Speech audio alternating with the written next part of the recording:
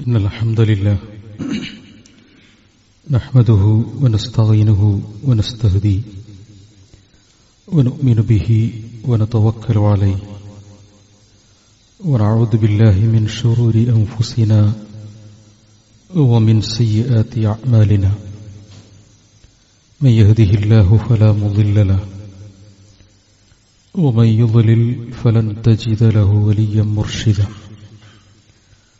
اللهم صل على محمد وعلى آل محمد كما صليت على إبراهيم وعلى آل إبراهيم اللهم بارك على محمد وعلى آل محمد كما باركت على إبراهيم وعلى آل إبراهيم إنك حميد مجيد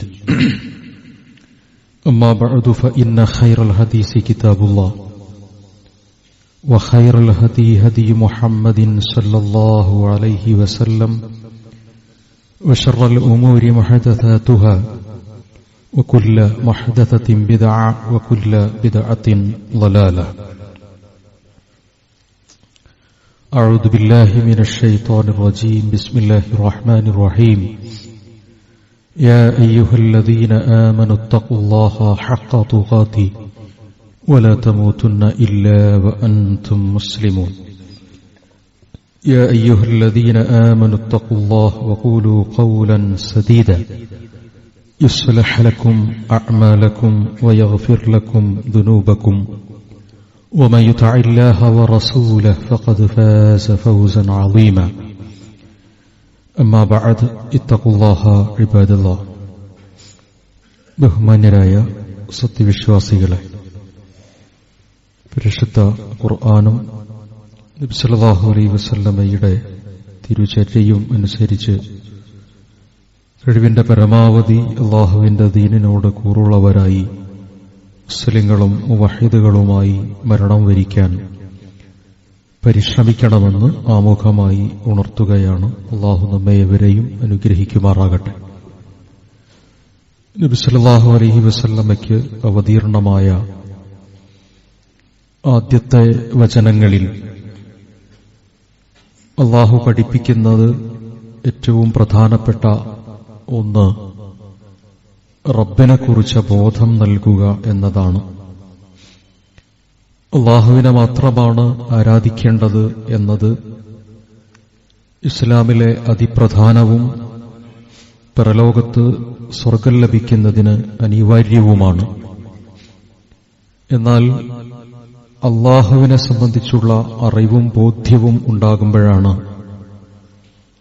യഥാർത്ഥത്തിൽ അല്ലാഹുവിലുള്ള വിശ്വാസം പോലും, ഏകദൈവ വിശ്വാസം പോലും എല്ലാ അർത്ഥത്തിലും മനുഷ്യന്റെ ജീവിതത്തിന് ഫലപ്പെടുകയുള്ളൂ.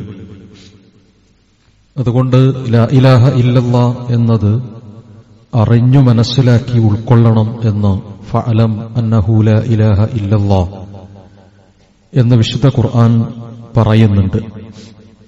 നബി സല്ലല്ലാഹു അലൈഹി വസല്ലമയ്ക്ക് അവതീർണമായ ആദ്യ വചനങ്ങളിൽ ഇഖ്റ ബിസ്മി റബ്ബിക്കല്ലദീ ഖലഖ് യാ അയ്യുഹൽ മുദ്ദസ്സിർ ഖും ഫഅൻദിർ വറബ്ബക ഫകബ്ബിർ വദ്ദുഹാ വല്ലൈലി ഇദാ സജാ മാ വദ്ദഅക റബ്ബുക വമാ ഖല. ഇവിടെയൊക്കെ അതിന്റെ തുടക്കത്തിൽ തന്നെ ആവർത്തിക്കുന്ന അല്ലാഹുവിനെക്കുറിച്ചുള്ള നാമമാണ് റബ്ബ് എന്നത്. അല്ലാഹുവിൽ നിന്നുള്ള സംസാരമാണ് വഹയ്യ്. പ്രവാചകൻ ആദ്യമായി അല്ലാഹു പ്രവാചകനോട് സംസാരിക്കുകയാണ് വഹയിലൂടെ. ഈ സമയത്ത് ആര് സംസാരിക്കുന്നു എന്ന ബോധ്യം പ്രവാചകന് നൽകുന്നത് ഞാൻ റബ്ബാണ് എന്ന കാര്യമാണ്. സാധാരണയായി ഒരു ഭാഷയിലുള്ള പദം മറ്റൊരു ഭാഷയിലേക്ക് പരിഭാഷപ്പെടുത്തുമ്പോൾ എല്ലാ നിലക്കും അതിന്റെ അർത്ഥവും ആശയവും ലഭ്യമാകണമെന്നില്ല. ഒരു ഭാഷയ്ക്ക് അതിൻ്റെതായ അർത്ഥതലങ്ങളിലൂടെ ഗ്രഹിക്കുമ്പോഴാണ് അത് പൂർത്തിയാകുന്നത്, അല്ലെങ്കിൽ അതിന്റെ ഉദ്ദേശം സഫലീകരിക്കുന്നത്. ആ നിലക്കുള്ള പദങ്ങളിലെ ഒരു പദമാണ് റബ്ബ് എന്നത്. നമ്മൾ രക്ഷിതാവ് എന്നർത്ഥം പറയും. യഥാർത്ഥത്തിൽ മറ്റൊരു പദം മലയാള ഭാഷയിൽ ഇല്ലാത്തതുകൊണ്ട് രക്ഷിതാവെന്നോ നാഥനെന്നോ ഒക്കെ പറയാറുണ്ട്. റബ്ബ് എന്ന പദം വിശുദ്ധ ഖുർആൻ ഉപയോഗിക്കുന്നത് അള്ളാഹുവിന്റെ നാമവിശേഷണമായിട്ടാണ്. അള്ളാഹുവിന്റെ സവിശേഷമായ സ്വഭാവമാണ്. നടപടിക്രമങ്ങളിലെ ഒരു നടപടിക്രമമാണ്. യഥാക്കിൽ പറയുന്നതിനേക്കാൾ അതിന്റെ ആശയമാണ് അതിനകത്തുള്ളത്. റബ്ബ, യുറബ്ബി, തർബിയ എന്നൊക്കെയാണ് ഭാഷാപരമായി ആ പദം ചേർന്നു വരുന്നതും രൂപപ്പെടുന്നതും. ഒരാൾക്ക് ആവശ്യമുള്ള കാര്യം എന്താണോ എന്നത്, ഒരാൾക്ക് ആവശ്യമില്ലാത്ത കാര്യം എന്താണോ എന്നുള്ളത് കൃത്യമായി അറിയുകയും ബോധ്യപ്പെടുകയും ചെയ്തതിന്റെ അടിസ്ഥാനത്തിൽ അയാളുടെ ഗുണത്തിനു വേണ്ടി ഘട്ടം ഘട്ടമായി മറ്റൊരാൾ വളർത്തിയെടുത്ത് അത് നേടിക്കൊടുക്കുക എന്നതാണ് റബ്ബ് എന്ന പദത്തിന്റെ അർത്ഥം. അറബി ഭാഷയിൽ അധ്യാപകന് മുറബ്ബി എന്നാണ് ശരിയായി ഉപയോഗിക്കുക. ഗുരു എന്ന് പറഞ്ഞാൽ തന്നെ അധ്യാപകൻ എന്നർത്ഥമുണ്ട്. എന്നാൽ ഗുരുനാഥൻ എന്ന് പറയുമ്പോൾ അത് മുറബ്ബിയാണ്. ഗുരു എന്ന് പറയുന്നത് മുഅല്ലിം, മുദർരിസ് എന്ന അർത്ഥതലത്തിൽ വരുന്ന പദമാണ്. ഗുരുനാഥൻ എന്ന് പറയുമ്പോഴാണ് മുറബ്ബിയാകുന്നത്. അവിടെ ഒരു നാഥൻ എന്ന പദം ഗുരുവിനോടൊപ്പം ചേരുന്നുണ്ട്. എനിക്ക് ആവശ്യമുള്ളത് എന്താണോ അതറിയുക. എന്റെ ആവശ്യങ്ങളെ കൃത്യമായി അറിയുന്നവൻ ഞാനല്ല, എന്നെ സൃഷ്ടിച്ച സൃഷ്ടാവാണ്. എനിക്കെന്ത് ആവശ്യമില്ല എന്ന് തിരിച്ചറിയുക. അതും എനിക്ക് പറയാൻ കഴിയില്ല, അതും സൃഷ്ടാവിൽ നിക്ഷിപ്തമായിട്ടുള്ളതാണ്. തെറ്റുകൾ സംഭവിക്കാതെ എനിക്ക് വേണ്ടതും വേണ്ടാത്തതും നിശ്ചയിക്കാൻ കഴിയുള്ളത് പടച്ചതമ്പുരാനാണ്. അതുകൊണ്ടാണ് അല്ലാഹുവിനെക്കുറിച്ച് ഹകീം എന്നുപയോഗിക്കുന്നത്. യുക്തിഭദ്രതയോടുകൂടി കാര്യങ്ങൾ ക്രമീകരിക്കുക എന്നത്. ആ പടച്ചതമ്പുരാൻ ചില കാര്യങ്ങൾ എനിക്ക് നൽകും, ചില കാര്യങ്ങൾ എനിക്ക് നൽകില്ല. ചില കാര്യങ്ങൾ എന്നിൽ നിന്ന് തിരിച്ചെടുക്കും, ചില കാര്യങ്ങൾ എനിക്ക് കൂടുതലായി അനുവദിക്കും. ഇതൊക്കെ എന്തിനു വേണ്ടിയാണ്? ആ ചോദ്യത്തിന്റെ ഉത്തരം എന്നെ വളർത്തുക എന്നതാണ്. എന്നെ വളർത്തുന്നതെന്തിനാണ്? എന്റെ ലക്ഷ്യം നേടുന്നതിനു വേണ്ടിയാണ്. മനുഷ്യരായ നമ്മളുടെ രക്ഷിതാവായ പടച്ചതമ്പുരാൻ നമ്മെ സൃഷ്ടിക്കുമ്പോ എന്താണ് ആ സൃഷ്ടിപ്പിന്റെ ലക്ഷ്യം എന്ന് വിശദീകരിച്ചിട്ടുണ്ട്. സ്വർഗം നേടുകയാണ്. ആത്യന്തികമായി ലഭിക്കുന്നത് സ്വർഗം നേടലാണ്. അപ്പോ അത് നമുക്ക് ചുരുക്കി പറയാൻ കഴിയും, എന്റെ സ്വർഗപ്രവേശനത്തിന് ആവശ്യമാകുന്ന തരത്തിൽ എന്നെ വളർത്തിക്കൊണ്ടുവരിക.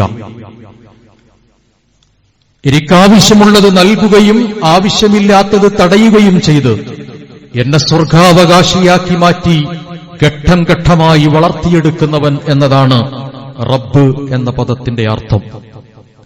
അങ്ങനെയുള്ള പടച്ചതമ്പുരാൻ നമ്മളിൽ നിന്ന് ചിലത് തിരിച്ചു വാങ്ങും, ചിലത് നൽകും. അവിടെയാണ് സത്യവിശ്വാസിയായ ഒരാളെ സംബന്ധിച്ചിടത്തോളം ആ റബ്ബിലുള്ള ശരിയായ ബോധം നിനക്കുണ്ടാകേണ്ടത്. മഹാനായ പ്രവാചകൻ മുഹമ്മദ് മുസ്തഫ സല്ലല്ലാഹു അലൈഹി വസല്ലമ പറഞ്ഞു, നിന്റെ വിശ്വാസത്തിനൊരു മധുരമുണ്ട്. മധുരം എന്നത് ജീവിതത്തിന് സന്തോഷം നൽകുന്നതാണ്, ആശ്വാസം നൽകുന്നതാണ്, ആനന്ദം നൽകുന്നതാണ്, ആവർത്തിക്കണമെന്ന് ആഗ്രഹിക്കുന്നതാണ്. കൈപ്പേറിയ അനുഭവങ്ങൾ ജീവിതത്തിൽ ഇനിയുമുണ്ടാകണം എന്നാരും താൽപര്യപ്പെടാറില്ല. മധുരമായ അവസരങ്ങൾ ഇനിയും വന്നെങ്കിൽ എന്ന് മനുഷ്യൻ താൽപര്യപ്പെടും. ഈമാനിന് അങ്ങനെയൊരു മധുരമുണ്ട്, ആവർത്തിക്കേണ്ട മധുരം, കൂടുതൽ കൂടുതൽ രുചിക്കേണ്ട മധുരം. ആ മധുരം എനിക്ക് അനുഭവിക്കണം എങ്കിൽ നബി സല്ലല്ലാഹു അലൈഹി വസല്ലമ പറയുന്ന ഒന്ന്, റളീതു ബില്ലാഹി റബ്ബൻ. റളീതു ബില്ലാഹി റബ്ബൻ, അല്ലാഹുവാണ് ആരാധനക്കർഹൻ എന്ന് പറയുന്നിടത്ത് അല്ലാഹുവിന്റെ നാമവിശേഷണം ഇലാഹ് എന്നാണ്. സൃഷ്ടിച്ചവൻ എന്ന നിലയ്ക്ക് പറയുമ്പോൾ അല്ലാഹു ഖാലിഖാണ്. ഭക്ഷണം നൽകുന്നവൻ എന്ന നിലയ്ക്ക് ഉപജീവനം നൽകുന്നവൻ എന്ന് പറയുമ്പോൾ റാസിഖാണ്. പശ്ചാത്താപം സ്വീകരിക്കുന്നവൻ എന്ന് പറയുമ്പോ തവ്വാബാണ്, ഗഫൂറാണ്. കാരുണ്യം നൽകുന്നവൻ റഹ്മാനാണ്. നിന്റെ റബ്ബിനെ റഹ്മാൻ എന്നോ ഇലാഹെന്നോ ഖാലിഖെന്നോ നീ അറിയണം എന്നല്ല, അറിയുന്നത് തെറ്റാണെന്ന അർത്ഥത്തിലല്ല. അങ്ങനെയല്ല നീ ഗ്രഹിക്കേണ്ടത്. എന്തിന്? നിന്റെ ഈമാനിന്റെ മധുരം നിനക്ക് ലഭിക്കാൻ. അതെങ്ങനെയാണ്?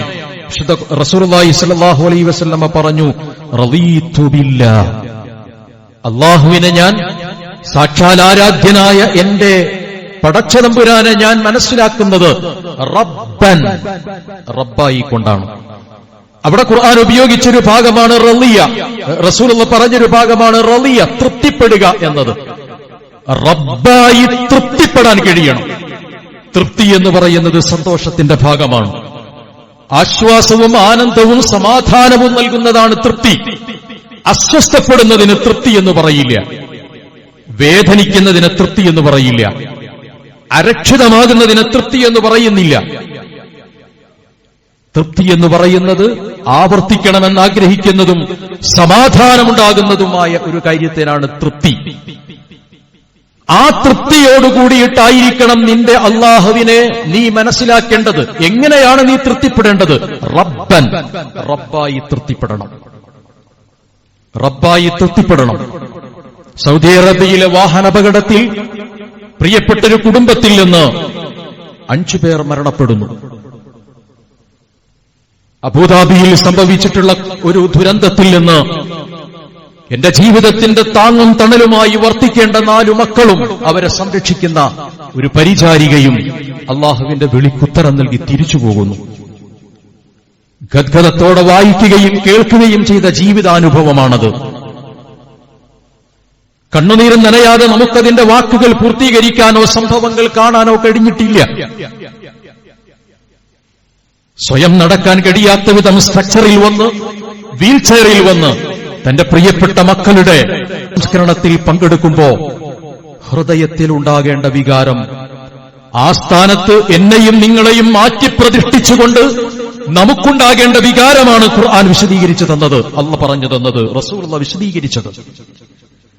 ഒരു വീൽ ചെയറിൽ അയാളെപ്പോലെ കടന്നുവരാൻ എനിക്ക് അല്ലാഹു എന്തുകൊണ്ട് സൗകര്യം നൽകിയില്ല എന്നത്, ഞാൻ ആ വാക്ക് ബോധപൂർവമാണ് ഇവിടെ ഉപയോഗിച്ചത്.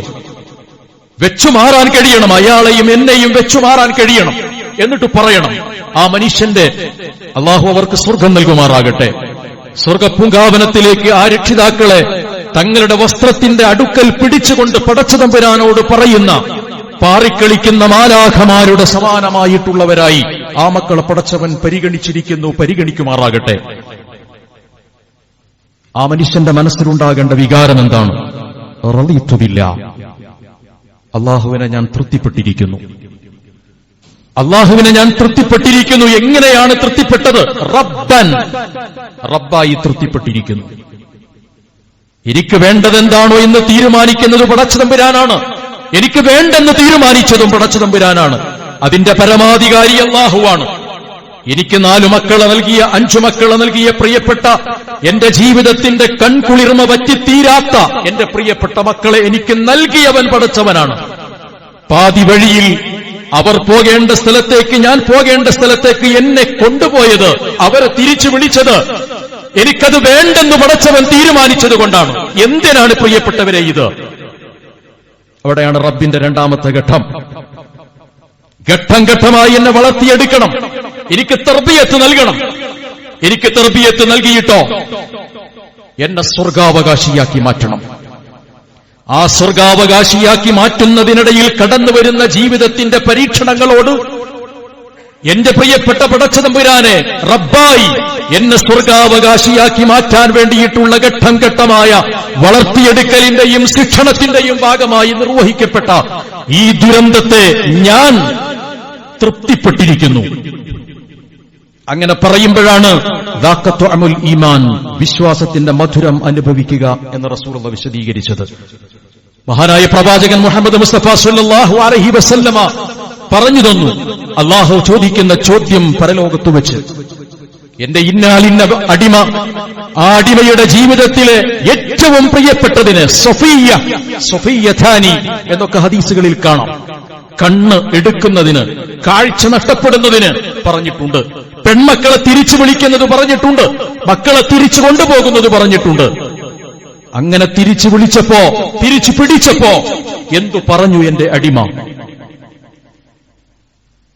ഹമദക വസ്തർജഅ. റസൂലുള്ള പറഞ്ഞു, മലക്കുകൾ പടച്ചതമ്പുരാനോട് മറുപടി പറയും. എന്തു പറഞ്ഞു? ഹമദക, നിന്നെ സ്തുതിക്കുകയാണ് ചെയ്തത്, അൽഹംദുലില്ലാ എന്ന് പറയുകയാണ് ചെയ്തത്. നമ്മുടെ വിചാരം അൽഹംദുലില്ലാ എന്ന് പറയുന്നത് സന്തോഷമുണ്ടാകുമ്പോൾ പറയുന്ന ഒന്നാണ് എന്നാണ്. സന്തോഷമുണ്ടാകുമ്പോൾ അൽഹംദുലില്ലാ എന്ന് പറയുന്നതിന് തെറ്റില്ല. പക്ഷേ സന്തോഷമുണ്ടാകുമ്പോൾ മാത്രം ആവർത്തിക്കാൻ വേണ്ടി അല്ലാഹു ആവശ്യപ്പെട്ട പ്രാർത്ഥനാ മന്ത്രമല്ല അൽഹംദുലില്ലാ എന്നത്.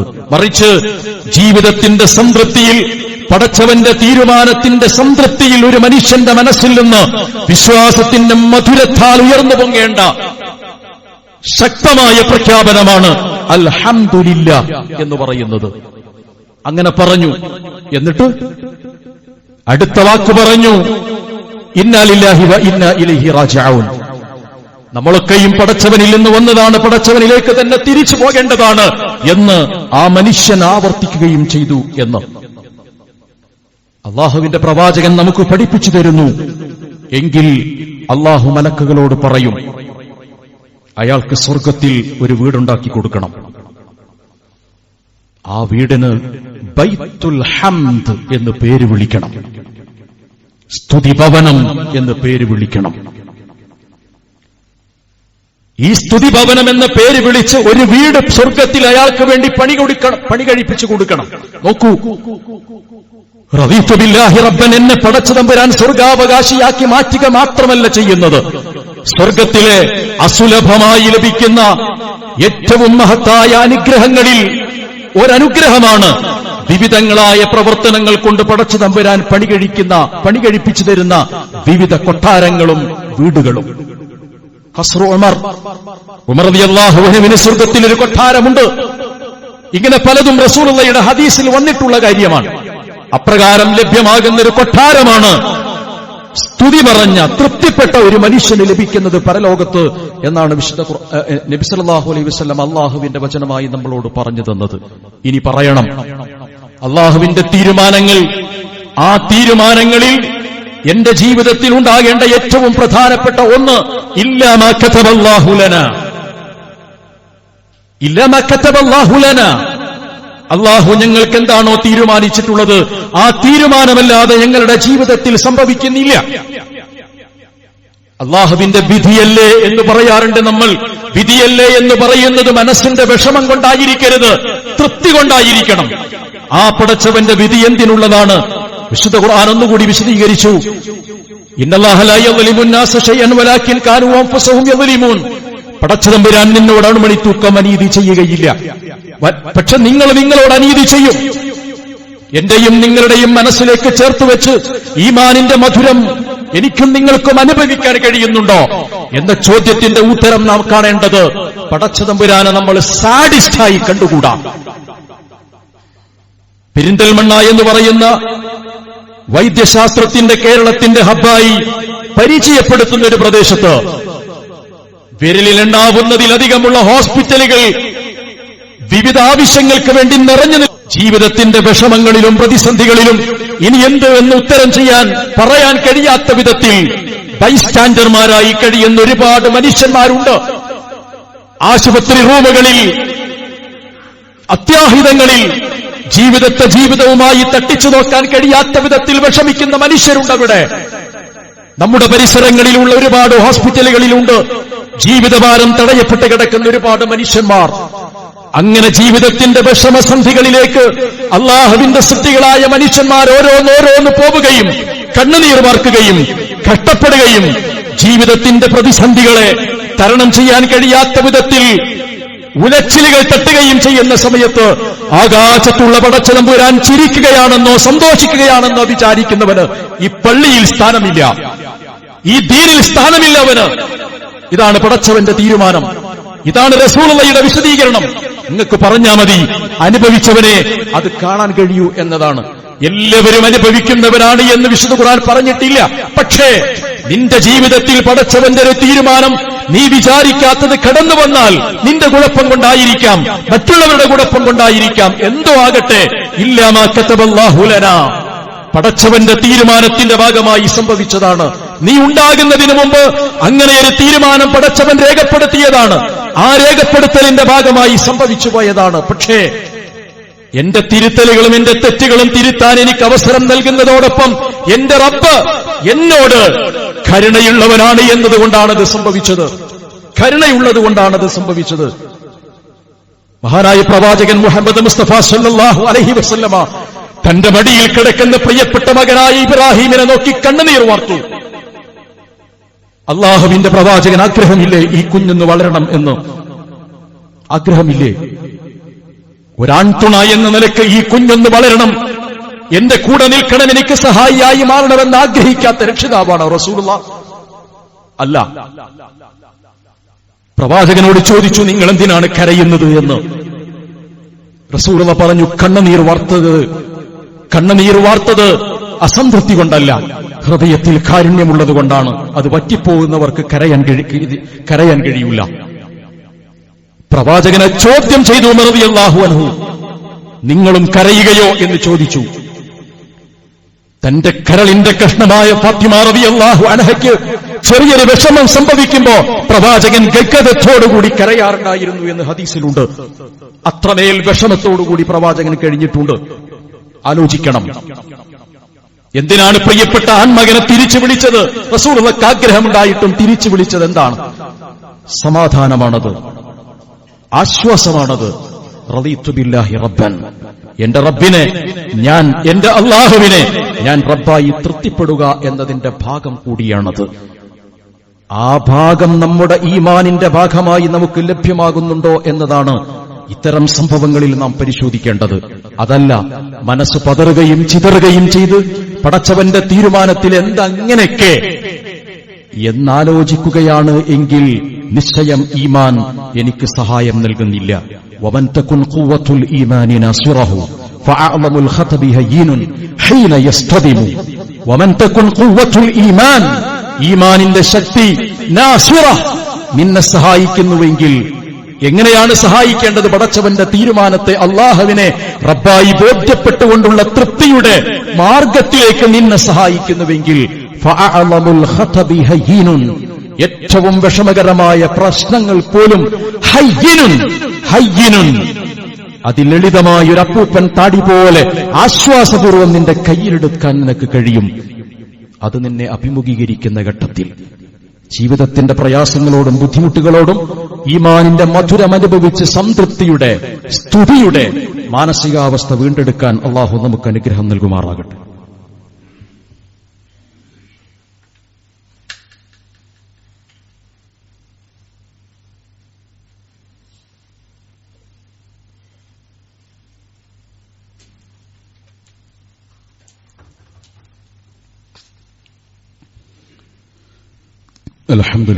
الحمد لله رب العالمين والعاقبة للمتقين ولا عدوان إلا على الظالمين وصلى الله على أشرف الأنبياء والمرسلين محمد وآله وصحبه أجمعين أما بعد اتقوا الله عباد الله. അല്ലാഹുവിനെ സൂക്ഷിക്കണം എന്ന് ഓർമ്മപ്പെടുത്തുകയാണ്.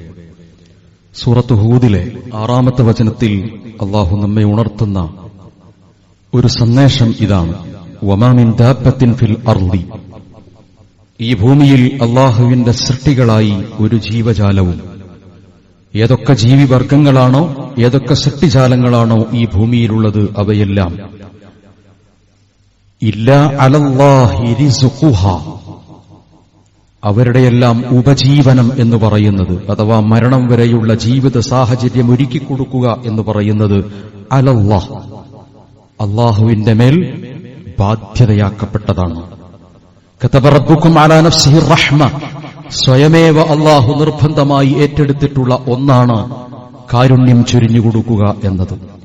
എന്നിട്ട് ഖുർആൻ പറയുന്നു വയഅലമു മുസ്തഖറഹാ, വയഅലമു മുസ്തഖറഹാ, തീർച്ചയായും പടച്ചതമ്പുരാന് അറിയാം മുസ്തഖറഹാ, അവരുടെ വാസസ്ഥലം എവിടെയാണ് എന്ന് അല്ലാഹുവിനറിയാം. അവർ തങ്ങുന്ന ഇടം എവിടെയാണ് എന്ന് പടച്ചതമ്പുരാൻ അറിയാം. വമുസ്തൗദഅഹ, അവരുടെ സൂക്ഷിപ്പ് സ്ഥാനവും അല്ലാഹുവിന് കൃത്യമായി അറിയാം.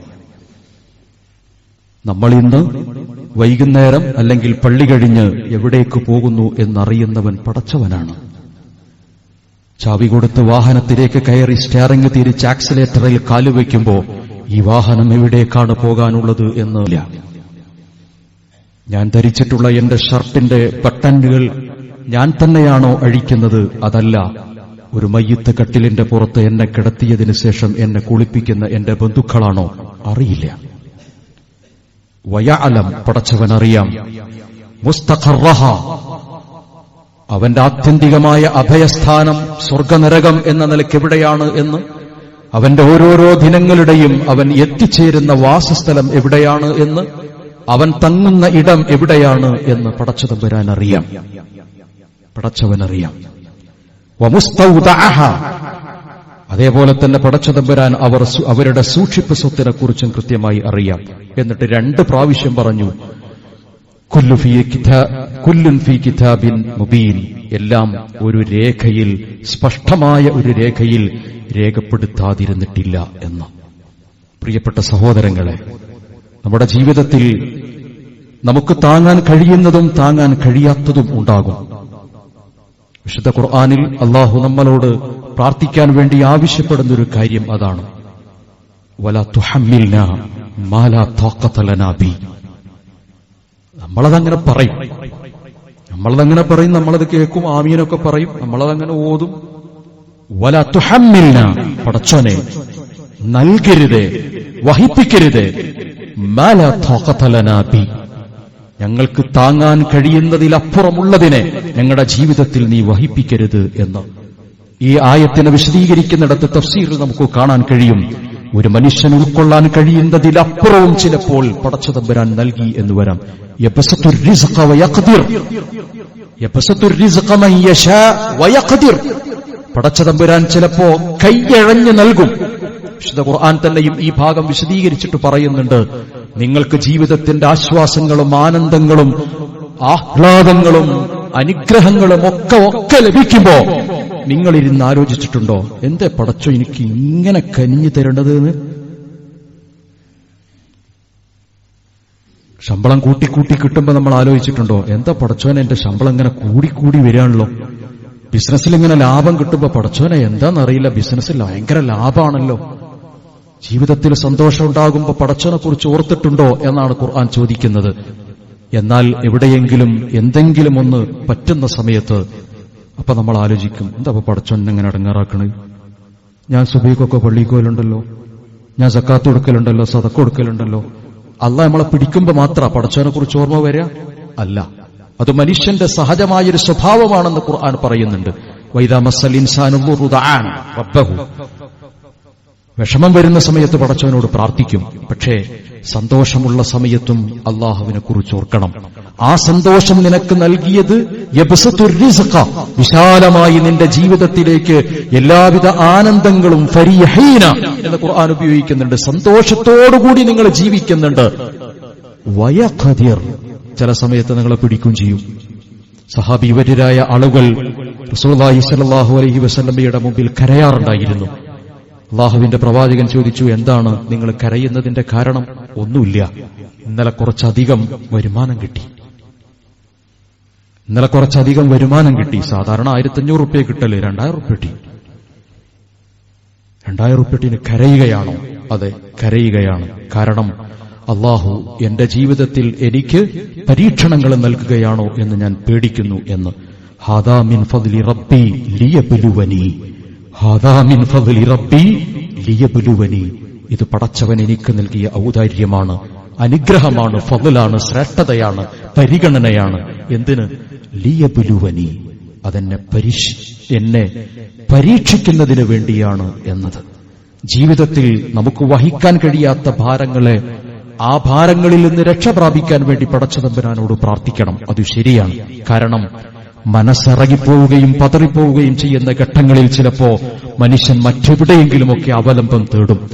മണ്ണറഞ്ഞു കിടക്കുന്ന മക്ബറകളിലോ ചേതനയറ്റ് കിടക്കുന്ന ശവശരീരങ്ങളിലോ മറ്റെവിടെയെങ്കിലുമൊക്കെ അഭയം തേടും മനുഷ്യൻ.